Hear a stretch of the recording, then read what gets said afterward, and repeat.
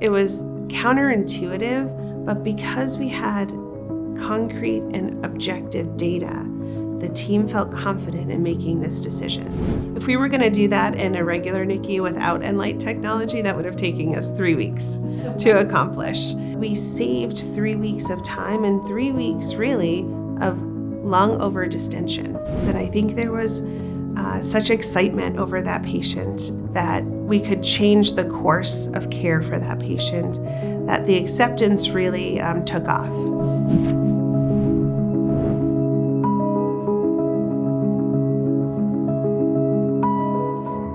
This was a neonate who was born prematurely at 26 weeks gestation.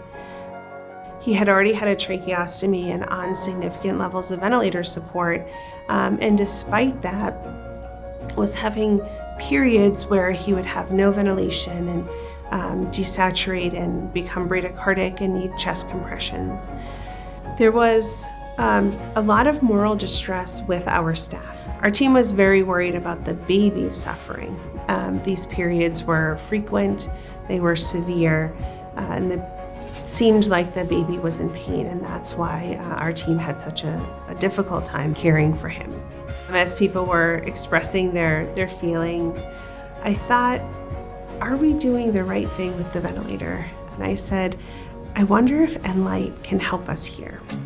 We were able to the next day bring Enlight to the room and do a full assessment of where the PEEP level should be. This baby had severe bronchopulmonary dysplasia, which is a heterogeneous lung disease, meaning that some areas have low compliance and they inflate easily, but they deflate rather slowly. Other areas have high airways resistance and premature airway closure, in which some of the gas is actually trapped. So it's a very tricky disease to ventilate, especially as we're wanting these infants to be awake and breathing and active and interactive with their environment, with their parents. It's very difficult. When we first approached this baby, who was mostly sedated when we brought Enlight to the bedside, he was on 14 of PEEP and somewhere between 70 and 100%, and his saturations were very labile.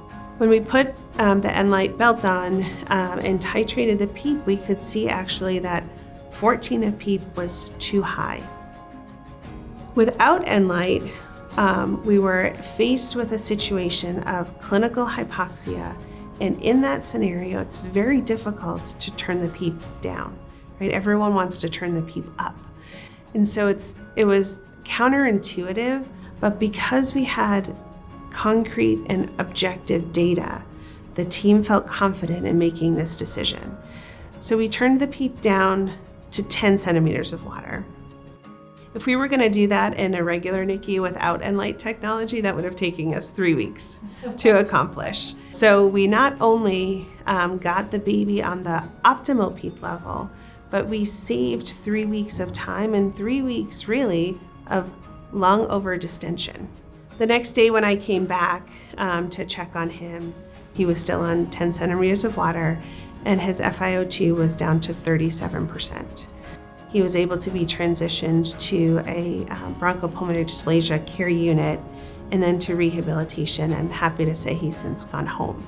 And I think there was such excitement over that patient and such excitement that we could change the course of care for that patient, that the acceptance really took off.